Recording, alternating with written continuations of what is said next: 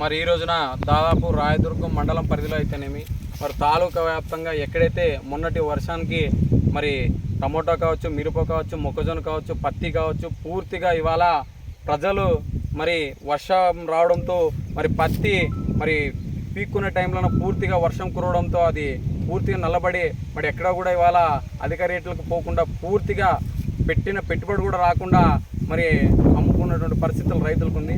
అదేవిధంగా ఇక్కడ పూర్తిగా టమోటా విషయానికి వస్తే రాయదుర్గం ప్రాంతంలో ఇది ఎర్రనేల కాబట్టి పూర్తిగా టమోటాకి అదనంగా ఉంటుంది కాబట్టి ఎక్కువ మంది మరి పెట్టుబడులు పెట్టి మరి అంతో కొంత లాభం పొందే విధంగా రైతులు అందరూ కూడా మరి ఎక్కువగా సాగు చేసేటువంటి పంట మరి వేరుశెనగ, టమోటా, మరి మొక్కజొన్న.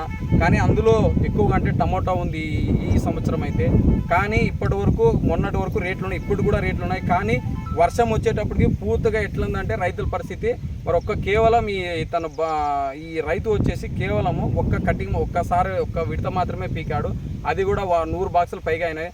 అవి కూడా పూర్తిగా నో సేల్ అని చెప్పేసి అనంతపురం మార్కెట్లో కూడా మరి మొన్న కూడా పోవడం జరుగుతుంది. మరి ఇప్పుడు ఈరోజు పరిశీలనకు వస్తే ఒక చెట్టు పెట్టుకుని అలాడిస్తే ఒక్క పండు కూడా ఇవాళ చెట్లలో నిలబడిన పరిస్థితి. పూర్తిగా వర్షానికి, వర్షపాతానికి, వర్షం రావడంతో పూర్తిగా కుళ్ళిపోయి నశించి పెట్టిన పెట్టుబడి కూడా రూపాయి వెనక రాకుండా ఉండే కూలీలు పీకిదాన్ని కూడా ఎదురు రైతులు వేసి కట్టించినటువంటి పరిస్థితి ఇప్పుడు రాయదుర్గం నియోజకవర్గ వ్యాప్తంగా ఉన్నటువంటి ప్రతి పంటలు కూడా నెలకొంది.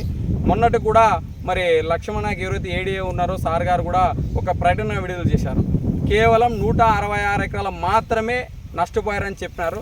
కానీ అది పూర్తిగా కూడా మరి ఇప్పటి వరకు కూడా మళ్ళీ సార్కి ఫోన్ చేసి సమాచారం అంతా కూడా తెలియజేసి మరి మేము రైతు సంఘం కావచ్చు, పార్టీగా కావచ్చు ఉన్నటువంటి సమస్యల్ని పెట్టినాము. కానీ ఎక్కడైతే నియోజకవర్గ వ్యాప్తంగా ప్రతి సచివాలయంలో ఆర్బీకేలు ఉన్నాయి, ఆర్బీకేలో ఉన్నటువంటి ఎవరైతే రైతు భరోసా సంబంధించినటువంటి అధికారులు ఉంటారో వాళ్ళు పూర్తిగా మరి సమగ్రంగా ఏదైతే మరి వర్షాల వల్ల మరి నష్టపోయారో ఆ పంటలను పరిశీలించి పూర్తిగా మరి నివేదిక తయారు చేసి మరి రాయదుర్గం సంబంధించిన ఎవరైతే ఇవాళ టమోటా కావచ్చు, మొక్కజొన్న, వేరుశనగ, పత్తి, మరి మిరప ఇవన్నీ కూడా వాళ్ళ పెట్టుబడులు పెట్టిన రకంగా వాళ్ళ ఆ రకంగా ఆలోచించి ఆ మోతాదులనే వాళ్ళకి నష్టపరిహారాన్ని కూడా ఈ రాష్ట్ర ప్రభుత్వం అందించేలాగా ప్రత్యేకంగా నివేదిక తయారు చేసి కూడా ఈ నియోజకవర్గం మరి ఎమ్మెల్యే సార్ కూడా స్పందించి మరి ఎక్కడైతే నష్టపరిహార పంటలు కూడా పరిశీలించి పూర్తిగా రైతులకు న్యాయం చేయ విధంగా మరి చూడాలని చెప్పి సందర్భంగా తెలియజేస్తున్నాం. మరి మొన్నటి రోజు కూడా మరి రాప్తాలో ఉన్నటువంటి మరి అక్కడ స్థానిక ఎమ్మెల్యే గారు మరి టమోటాలని అన్నిటి కూడా పరిశీలించి మరి ప్రభుత్వం నివేదిక చేస్తామని వాళ్ళు కూడా తెలియజేశారు.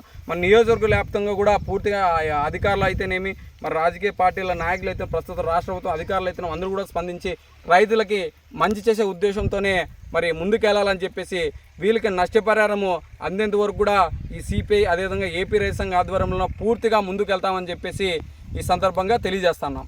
రూపాయలు ఖర్చు వచ్చింది పెట్టుబడికే. ఒక కటింగ్ రెట్టుకైతే అంత ఇదే ఇలా నోషాలు పడింది అంతే, ఇంకేం లేదు.